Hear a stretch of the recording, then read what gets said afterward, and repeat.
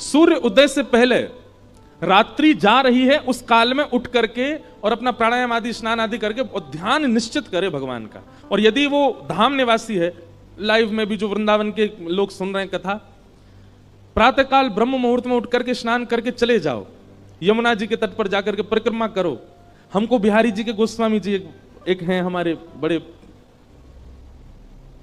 ठाकुर जी की खूब सेवा करते हैं, उन्होंने मुझको बताया, बोले लाला तो एक सूत्र बता के जा रहा हूं। मैंने कहा बताओ महाराज जी।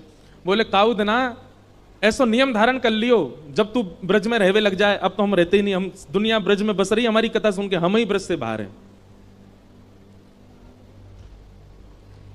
अब तो ये हालत हो गई है कि ब्रज जाने के लिए हमको ब्रज में कथा करनी पड़ती है तो हम ब्रज जा पाते, नहीं तो ब्रज से बाहर ही रहना पड़ता है। पर हमारे पूज्य श्री मलुकपीठ वाले महाराज जी को हमने एक बार निवेदन किया, मैंने महाराज जी कथाएं तो बहुत हो गई पर ब्रज छूट गया। तो महाराज जी कहते नहीं आप ऐसा मत कहिए। मैंने कहा तो महाराज जी? बोले आप जहां जाते हैं वहीं ब्रज प्रकट हो जाता है। बोले वक्ता जहां जाते हैं, कथा सुनाते हैं, ब्रज की लीला कहते हैं, वो ब्रज ही प्रकट हो जाता है। तो बोले आपको ब्रज आने की आवश्यकता नहीं, ब्रज तो आपके संग ही रहता है। तो मन को फिर आराम हुआ, शांति हुई। अभी चंडीगढ़ में वृंदावन प्रकट उत्सव था, मतलब कथा सप्ताह थी पर उसमें वृंदावन प्रकट के भाव ज्यादा होते थे।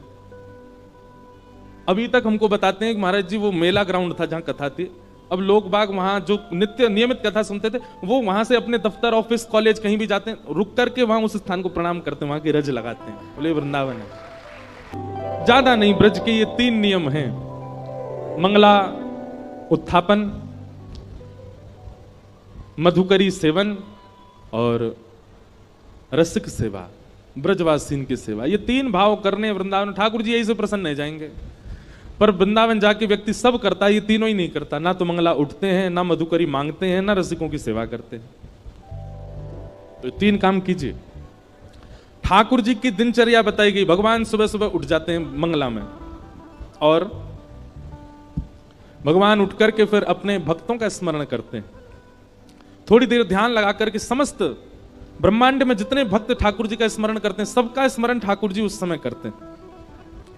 तत्पश्चात भगवान स्नान आदि करके शंखनाद करते हैं और शंखनाद होते ही पूरी द्वारिका उठ जाती है। भगवान के पांचजन्य शंख की ध्वनि से द्वारिका उठती है। तत्पश्चात भगवान गौशाला जाते हैं, गौ सेवा प्रारंभ की स्वयं करते हैं श्री ठाकुर जी। गैयाओं के बीच रहते हैं, गैयाओं से स्नेह करते हैं, सब गैयाओं को स्वयं जाकर के देखते हैं। नगर भ्रमण करते हुए ठाकुर जी फिर अपनी स्वधर्मा सभा में आते हैं। सभा में आकर के मंत्री महामंत्री सेनापतियों की वार्ता सुनते हैं, तो जहां जाना जो करना वो सब क्रियाएं करते हैं। रात्रि में ठाकुर जी परिवार को समय देते हैं, सबके साथ बैठ करके प्रसाद पाते हैं और फिर विश्राम करते हैं। इस प्रकार ठाकुर जी के सारे नियम बताए गए, दिनचर्या कैसी ठाकुर जी की। आगे राजसूय यज्ञ का प्रसंग सुनाया गया। पांडवों ने राजसूय यज्ञ किया और राजसूय यज्ञ में ठाकुर जी को निमंत्रित किया और भगवान को पत्र में यह लिख करके भेजा कि आप अकेले मत आइएगा, कम से कम 20,000 राजाओं को संग लेकर के आइएगा। ठाकुर जी विचार करने लगे 20,000 राजा कहां से लेके जाएं। तभी जरासंध जिसने मथुरा पर चढ़ाई की थी, एक प्रकार से भगवान के नाना लगते हैं जरासंध। क्यों? क्योंकि कंस के ससुर जी हैं जरासंध, तो मामा के ससुर जी भी नाना ही लगते हैं। तो जरासंध ने 20,000 राजकुमारों को बंदी बना रखा है। ये खबर ठाकुर जी को पता चली तो भगवान ने फिर योजना बनाई, पहले जरासंध के यहां जाएंगे, वहां से 20,000 राजकुमारों को मुक्त करके फिर जाएंगे यज्ञ में। भगवान अपने साथ अर्जुन और भीम को लेकर के जरासंध के यहां गए। मगध नरेश बिहार के राजा हैं जरासंध। जरासंध सामान्य नहीं था, 10,000 हाथियों का बल था जरासंध में, जिसको भगवान ने 17 बार हराया और 18वीं बार रण छोड़ करके भगवान द्वारिका भाग गए थे मथुरा से। क्यों भागे थे? क्योंकि जरासंध ब्राह्मणों को अनुष्ठान पर बैठा करके आया था कि अब की बार मैं हारना नहीं चाहिए, यदि हारा तो आप सबको जान से मार दूंगा और यदि जीता तो इतनी दक्षिणा दूंगा कि आप ब्राह्मणों को कभी किसी से मांगना नहीं पड़ेगा। तो ब्राह्मणों के हित के लिए भगवान रण छोड़ करके भाग गए। आज भगवान पुनः जरासंध के यहां जा रहे हैं। रूप बदल करके गए, भेष बदल करके गए अर्जुन, भीम और भगवान। जरासंध का नियम है कि वो ब्राह्मणों को मुंह मांगा दान देता है, क्योंकि ब्राह्मणों के आशीर्वाद से जीता था। भगवान ब्राह्मण का रूप धारण करके गए। जरासंध ने कहा, मांगिए विप्र देवता, क्या चाहिए? भगवान बोले, युद्ध। जरासंध बोला, मोल महाराज क्षमा कीजिएगा, ब्राह्मण दुनिया की कोई भी वस्तु मांग सकता है, युद्ध नहीं मांग सकता। और यदि ब्राह्मण युद्ध मांग रहा है तो इसका मतलब वो ब्राह्मण नहीं है, निश्चित ही वंश में कहीं दिक्कत तो है। ब्राह्मण क्या युद्ध में रुचि नहीं होती? आप कौन हैं? अपना रूप बताइए मुझे। भगवान ने अपना रूप दिखाया। योगेश्वर कृष्ण को देख करके जरासंध बोला, मुझे पता था तुम ही होंगे, पर एक बार रण छोड़ करके जो मेरे सामने से भाग जाता है भगोड़ा है, मैं उससे युद्ध नहीं करता दोबारा। कायर हो तुमसे युद्ध नहीं करूंगा। हाँ भाई, तुम अपना मुख दिखाओ। अर्जुन ने अपना मुख दिखाया। बोले, ओहो, पांडवों के मध्यस्थ भ्राता अर्जुन, तुम तो छोटे हो, छोटे बालक हो, बालकों से युद्ध नहीं करता मैं। तीसरे से कहा, तुम अपना रूप दिखाओ। तो भीम ने अपना रूप जब दिखाया, जरासंध बोला, हाँ ये मेरी टक्कर का है, इससे युद्ध करूंगा। सूर्य उदय होते ही आप तीनों मेरे शत्रु हैं, और विशेष रूप से ये मेरा शत्रु है भीम, और सूर्यास्त होते ही आप तीनों मेरे मेहमान हैं।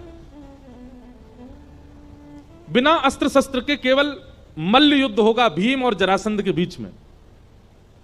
कृष्ण और अर्जुन का उस युद्ध में प्रवेश नहीं होना चाहिए। आप लोग बस बाहर बैठ के दर्शनार्थियों की तरह, दर्शकों की तरह देखोगे।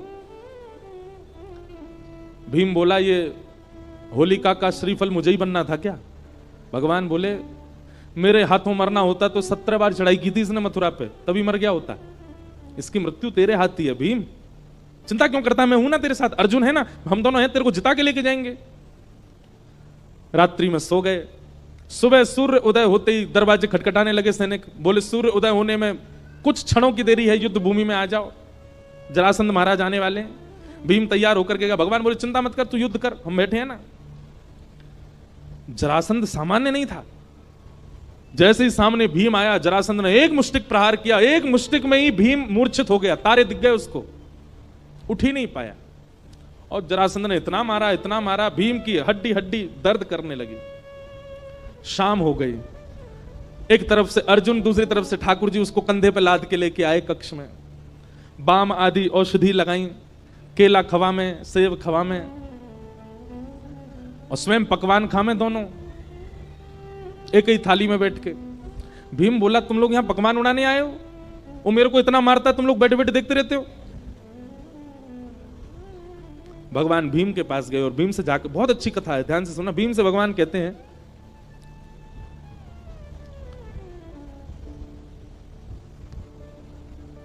भीम तुम युद्ध करने जाते हो, एक बार भी मेरी ओर नहीं देखते, एक बार तो देखा करो। क्या पता मैं कुछ संकेत बता दूं? अब मेरा तो युद्ध भूमि में प्रवेश नहीं है ना, मैं तो बाहर ही बैठूंगा, मेरी ओर देखा तो करो कभी कभी। भीम बोला, ठीक है देखूंगा। अब इसका आध्यात्मिक अर्थ क्या है? जरासंध है मैं और आप सब जीवात्मा, भीम है मैं और आप सब जीवात्मा, और जरासंध है हमारे कर्म। हम सूर्य उदय होते ही अपने कर्मों से युद्ध प्रारंभ कर देते हैं। हम सबका युद्ध चालू हो जाता है सूर्य उदय होते ही। रात्रि में हम सब लोग विश्राम में रहते हैं, पर हम जैसे लोगों के रात में भी चलते रहते हैं युद्ध। पर एक सामान्य रूप से रात्रि में सब विश्राम में जाते हैं। रात्रि कोई किसी को तंग नहीं करता। कोई कार्य बिगड़ भी जाता है तो हम लोग कहते हैं अभी सो जाओ, सुबह देखते हैं उठ के। हमारा युद्ध ही सूर्योदय के साथ प्रारंभ हो जाता है, संसार के साथ। भगवान कहते हैं इस बीच में कभी कभी मेरी ओर देख लिया करो, मेरी ओर दृष्टि डाल लिया करो। भोपाल में 365 दिन रहिए, लेकिन 7 दिन के लिए यदि कोई ब्रजवासी कथा सुनाने आया है तो आके सुन लिया कीजिए, कोई बुराई नहीं है। समझ में 10 कोई आई है, ताली सबने बजाई। अब क्या फायदा, अब तो कथा पूरी होने वाली है। अब तो प्रतीक्षा करो, 2 साल बाद आएंगे अब भोपाल, पर उससे पहले हम आसपास तो आएंगे। इंदौर आएंगे, सागर आएंगे, और कहां आएंगे? नर्मदा यात्रा पे भी आएंगे। तो अभी तो 2 साल में तो बहुत कुछ होगा, पर 2 साल बाद जब भोपाल आएंगे तब छुट्टी ले लेना, पहले ही बता देना अपना, जहां भी आप काम करते हो, जहां भी आप लोगों का कार्य है या स्कूल कॉलेज जो भी है, सब जगह बता देना हमको टाइफाइड हो गया है, 7 दिन नहीं आ पाएंगे। ज्यादा नहीं, 7 दिन मांग रहे हैं, 7 दिन तो पूरी कथा को दिया कीजिए, ये बहुत आवश्यक होता है जीवन के लिए। आप सब लोग युद्ध कर रहे हैं अपने कर्मों से, अभी बस ये 1 घंटा बाद आप सबका युद्ध शुरू हो जाएगा, फिर लड़ोगे। 7 दिन जब तक कथा चल रही थी तब तक ये लग रहा था कि थोड़े युद्ध थमे हुए हैं, थोड़ा हमारे जीवन के युद्ध जो हैं, जो इतने ज्यादा आक्रमण भीष्म पितामह की तरह बाणों की सैया पर लेटे रहते हैं हम लोग, लेकिन 7 दिन के लिए थोड़ी राहत लगती है। अभी फिर शुरू हो जाएगा 4-5 बजे से आप सबका वही संसार का सब क्रम। इसलिए जब कभी भी कथा हो, हमारी नहीं किसी की भी हो भोपाल में, अगर अच्छे वक्ता हैं, आप कहते हो सहनशील बनो, भगवान स्वयं नहीं सहन कर पाए, 101 गाली शिशुपाल ने दे दी तो भगवान ने सुदर्शन चक्र चला दिया। एक बात हमेशा याद रखना, ठाकुर जी को क्रोध नहीं आता, महादेव को क्रोध नहीं आता, हनुमान जी को क्रोध नहीं आता, देवी को क्रोध नहीं आता, पर इन सबके जो गण हैं ना, जो संग रहते हैं, वो कोपित होते हैं।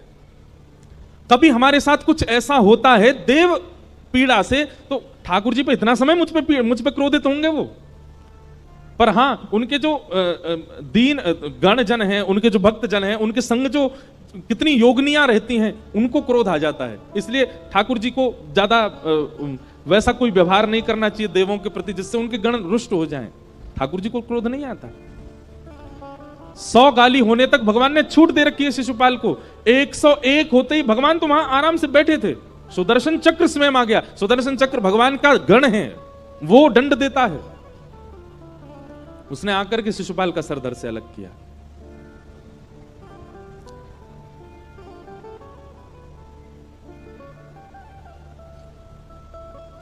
इस प्रकार राजसूय यज्ञ हुआ। तत्पश्चात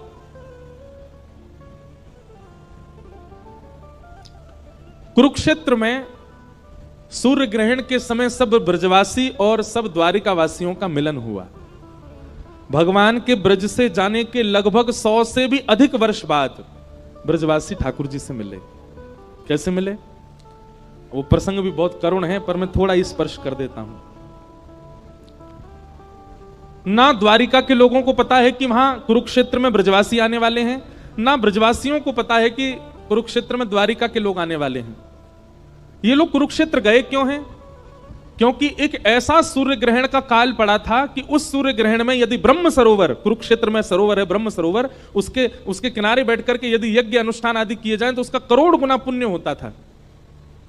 तो इसी भावना से द्वारिका के लोग कुरुक्षेत्र के लिए बढ़े और यहां सब ब्रजवासियों ने मन में विचार किया कि जा दिन ते कन्हैया ब्रज छोड़ के गए हो, हम तो कहीं गए नहीं, पर भैया ऐसा सुनो है कि बहुत जोर को बहुत वर्षन बाद एक सूर्य ग्रहण पड़ रहा है और या सूर्य ग्रहण में कियो गयो पुण्य करोड़ गुना फल है।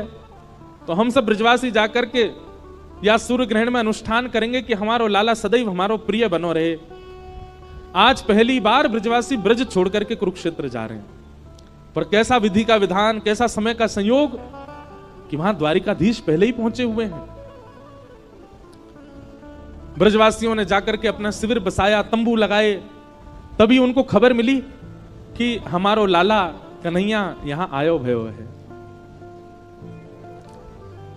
ब्रजवासी सब रुदन करने लगे, संकुचित हो गए कि जाएं कि नहीं जाएं।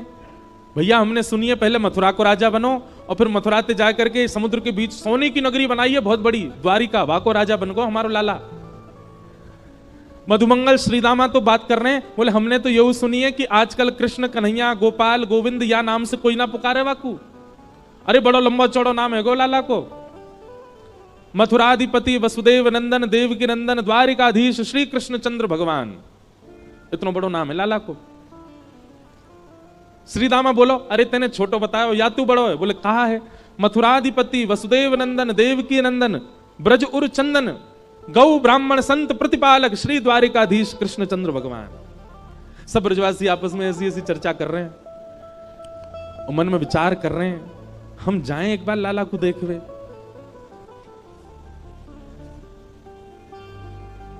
और सब ब्रजवासी नंद बाबा के पास गए, बोले बाबा लाला आयो भयो है कुरुक्षेत्र में।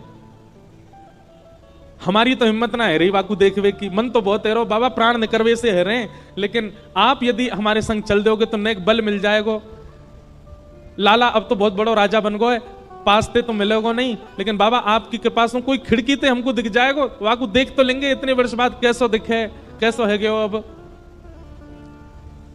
नंद बाबा बोले ना भैया, मन तो मेरो भी है, चलो सब लोग चलें, जाके लाला को दर्शन करके आवे।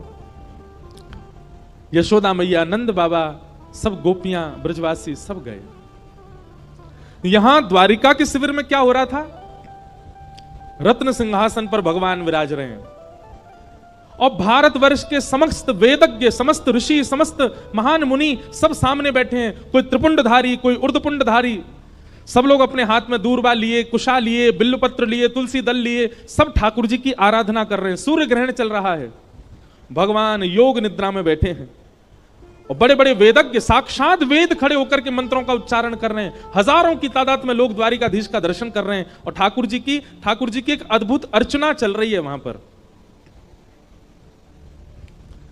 तभी उन हजारों की भीड़ में सबसे पीछे नंद बाबा, यशोदा मैया, श्री दामा, तन सुखा, मन सुखा, धन सुखा, मधुमंगल सब पहुंच गए। और जैसे ही दूर से जाकर के ठाकुर जी को देखा, नेत्रों से अश्रुपात होने लगे। बोले बाबा, लाला हमारो राजा बन गो है, देखियो कितने बड़े सिंहासन पर बैठो है, लेकिन बाबा इतने बरस बाद आ जाओ लाला, देखो वैसे ही लगे ने 100 वर्ष से अधिक को है गयो लाला, लेकिन आज भी ऐसा लग रहा हो 16 वर्ष को ये का। और ये बात सत्य है, ठाकुर जी 16 वर्षीय ही रहते हैं, इसके बाद ठाकुर जी पर काल चक्र का क्रम नहीं होता। 16 वर्ष के बालक की भांति ठाकुर जी की आयु रहती है।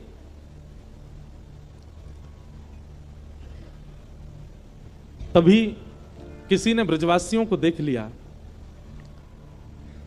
उद्धव जी को बताया। उद्धव जी महाराज तो ब्रजवासियों के पहले ही दास बन चुके थे। उद्धव जी महाराज तुरंत गए और योग निद्रा में बैठे भगवान के कर्ण रंध्र के समीप जाकर के कहा, ठाकुर जी सब ब्रजवासी आए हैं, नंद बाबा, यशोदा मैया, मधुमंगल, श्रीदामा आदि सब सखा आपके दर्शन को आए हैं। जिस योग निद्रा से वेद ध्वनि भी भगवान को उठा नहीं पाती है, उस योग निद्रा में बैठे, योग साधना में बैठे भगवान को जैसे यशोदा मैया के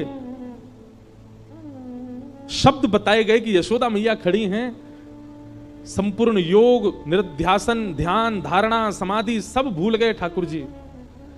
यशोदा मैया का वो कोमल रूप ठाकुर जी को दिखने लगा। पीछे पीछे मैया दौड़ रही है, आगे आगे ठाकुर जी दौड़ रहे हैं, ये सब स्वरूप दिखने लगा। ब्रज की लीलाएं अनुभव होने लगी। मैया अंक में भर के ठाकुर जी को सुलाती है, सब भाव याद आने लगे।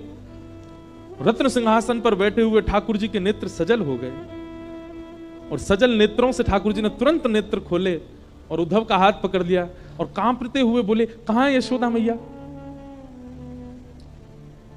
जैसे ही ठाकुर जी ने देखा, सामने हजारों की तादाद में भीड़ है और वहीं पीछे वृद्धावस्था है, झुकी हुई कमर से यशोदा मैया खड़ी हैं। ठाकुर जी ने विचार नहीं किया। सामने असंख्य पात्र रखे हैं सोने चांदी के, असंख्य वेदिक पूजन के क्रम रखे हैं। ठाकुर जी लांग गए, सबको दौड़ करके गए और सारी भीड़ को हटाते हुए, सब हटो, मेरी मैया आई है, अरे मेरी मैया आई है, मेरी यशोदा मैया आई है। यहां यशोदा मैया ने ठाकुर जी को देखा, ठाकुर जी ने यशोदा मैया को देखा, दौड़ करके ठाकुर जी ने अंक में भर लिया मैया को। भगवान की 16,108 पत्नियां आ गईं, भगवान के सारे पुत्र आ गए, भगवान के पौत्र आ गए, भगवान की पुत्र वधुएं आ गईं। सब आकर के देखने लगे, आज वो मैया आई है जिसने हमारे पितामह श्री कृष्ण को पाल पोस के बड़ा किया।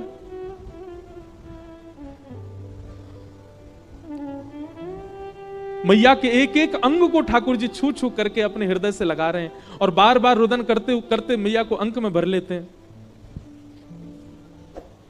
ऐसा वर्णन करते हैं बंधुओं हमारे रसिक जन कि ठाकुर जी भूल गए कि मैं द्वारिकाधीश हूं, ठाकुर जी भूल गए मैं 16,000 पत्नियों का पति हूं, ठाकुर जी भूल गए मैं 16,000 बालकों का पिता हूं, ठाकुर जी भूल गए कि मेरे नाती भी हैं, मेरी पुत्र वधुएं भी हैं, मेरे पौत्रों के भी ब्याह हो चुके हैं। और ठाकुर जी अचानक से नंद नंदन बन गए, वृंदावन के श्री कृष्ण बन गए। और मैया तो बोले, मैया बहुत दिन आए गए, तेरो दूध नाए पियो, जल्दी बैठ, मुझको तेरी गोद में लेटना है, तेरो दूध पान करना है। और नन्हे बालक की तरह ठाकुर जी रुदन करने लगे। उस कुरुक्षेत्र के द्वारिका शिविर में यशोदा मैया बीच आंगन में बैठी हैं और गोद में द्वारिकाधीश लेटे हैं और मैया के वक्ष से दुग्ध पी रहे हैं। इस दृश्य को देख करके रुक्मणी आदि पत्नियां सब मानो जैसे स्तब्ध हो गए। ठाकुर जी ने मुकुट उतार के दूर फेंक दिया, अपने आभूषण उतार दिए और लिपट गए मैया से।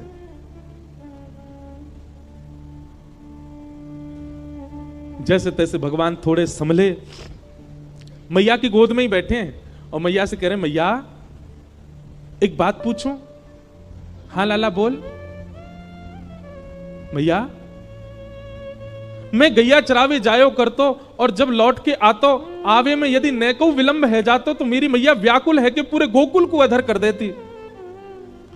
मैया मुझको बोलनी नहीं चाहिए पर मैं तो सो एक बात कह रहा हूं, जादना में ब्रज छोड़ के गयो मोकू सबन की ना पतो, पर मोकू एक बात बताओ कि यशोदा मेरे वियोग में जीवित नहीं रह पाएगी। मोकू पतो ना रोज यूं लगो करती कि मेरी मैया यशोदा तो अपने प्राण त्याग देगी। अरे जो मैं गैया चरा के नेक विलंब से आता तो इतनी व्याकुल है जाती, मैं दिखूंगा नहीं तो अपने स्वयं जीवित कैसे रहेगी मैया। पर आज तो को देख करके मोकू बहुत सुख मिलो, लेकिन कहीं एक प्रश्न भी मन में उठो कि मैया मेरे वियोग में तू जीवित कैसे है? कहीं तेने दूसरा लाला तो ना बना लियो कोई? भैया वृंदावन में कोई दूसरा लाला तो ना आ गयो जाए तेने मेरे हक को प्रेम दे दियो? सब गलती मेरी, मैं ब्रज छोड़ के गयो, सब बातन को मैं स्वीकार करूं मैया, पर या को उत्तर मुझको देना पड़ेगा तो है कि मेरे वियोग में यशोदा जी कैसे रही है? मोकू तो तेरे प्रेम पे प्रश्न है रो मैया। यशोदा मैया ठाकुर जी को कह रही है, लाला तू भी बहुत चतुर है, पहले तो प्रेम कर गए हो और प्रेम करके फिर हमें छोड़ के चलोगे और आज हम जीवित हैं तो यह बात पे प्रश्न उठा रहे हो कि हम जीवित क्यों हैं तेरे वियोग में? वाह लाला। सांची पूछे लाला तो जादना तू गयो वही दिना हमारे प्राण निकरवे वारे, पर तू ऐसी लीला करके वृंदावन में गयो कि वो लीला हमारे चित्त में बैठी है। जा लीला की वजह से हमारे प्राण नहीं निकर पाए। हम जब जब प्राण निकारवे को मन में विचार करते तेरी कोई लीला दिख जाती। तेरो पलना में सोनो, अपने काजल को फैला लेनो, रोज रोज नहाए नहानो और जादना में नवावे ले जाऊं, रो रो के घर बेहाल कर देनो, गैया चरानो, बंशी बजानो, ये सब लीला हमारे चित्त में निरंतर चलती रहे लाला। और यही निगोरी लीला की वजह से हमारे प्राण ना निकल पाए, क्योंकि चित्त में चल रही लीला से हमको ऐसा अनुभव होवे लाला यहीं बैठो है हमारे पास से, ये अभी दौड़ो दौड़ो आवेगो, माखन रोटी मांगेगो। लाला कैसे वो करके हमारे हृदय से यार लीला को निकाल दे, देख फिर हम जीवित रह पाए कि नहीं। तू ऐसी लीला करके गए हो वृंदावन में कि वृंदावन में आज भी यशोदा मैया कह रही है, जा मार्ग से तू गैया चरा के आयो करतो लाला, 100 वर्ष है गए वह मार्ग पर कोई गैया चरावे नहीं गए। क्यों? सब ब्रजवासी ये विचार करें या मार्ग में कन्हैया के चरण चिन्ह अंकित हैं, हम उनके ऊपर नहीं चलेंगे। जा गिरिराज पे तेने जाके गैया चराई, वह गिरिराज पे कोई जावे ना है। क्यों? यहाँ पे कन्हैया के चरण अंकित हैं। जा वृक्ष पे बैठ के तेने वंशी बजाई, वह वृक्ष के ऊपर कोई चढ़े ना है। क्यों? यहाँ पे हमारो लाला बैठो। वहां जा करके जब तेरी याद आवे वह मार्ग पर जाकर के वहां की मट्टी को सिरते लगा लें, वह वृक्ष को जाके हृदय से लगा लें, वह यमुना को जाकर के दर्शन कर लें। हम तो ऐसे जीवित हैं लाला। और तू आज हमसे ही पूछ रहा है कि हम जीवित कैसे हैं? वास्तव में तू छोड़ के चलोगे, लेकिन तेरो वृंदावन वो साक्षात तेरो ही स्वरूप है लाला। वहां तेरे चरण चिन्ह है, वहां तेरी पीतांबरी है, वहां तेरी वंशी है, वहां तेरो मोर पिच्छ है, वहां लाला को बालपन है, वहां की वजह से हम जीवित हैं।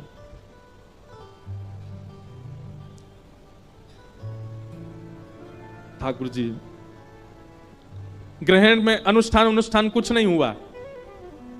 ठाकुर जी यशोदा मैया की गोद में बैठे हैं, मैया को बार बार हृदय से लगा रहे हैं, नंद बाबा को हृदय से लगा रहे हैं, सब ब्रजवासी को हृदय से लगा रहे हैं।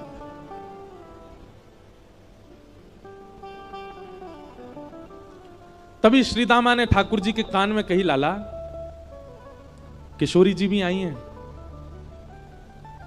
किशोरी जी को नाम सुनते ही ठाकुर जी स्तब्ध हो गए और ठाकुर जी समय पाकर के ब्रज के शिविर की ओर गए अकेले और श्री किशोरी जी के शिविर के बाहर जाकर के घुटनों पर बैठ गए। तभी किशोरी जी ने ललता विशाखा आदि सखियन से कही, बोले कि ऐसा क्यों लग रहा हो कि द्वार पे कन्हैया बैठे हैं। ललता विशाखा बोली, आपको कोई भ्रम भयो है, वो काय को आएंगे, उनको तो अनुष्ठान चल रहा है। बोले नहीं, अभी अभी व्यार चली, वायु चली और वह वायु में सुगंधी श्री कृष्ण की आ रही है, देखो तो बाहर जाके। तभी द्वार पर जाकर के देखे तो श्याम सुंदर हाथ जोड़ के नेत्रों से नीर बह रहे हैं, बैठे।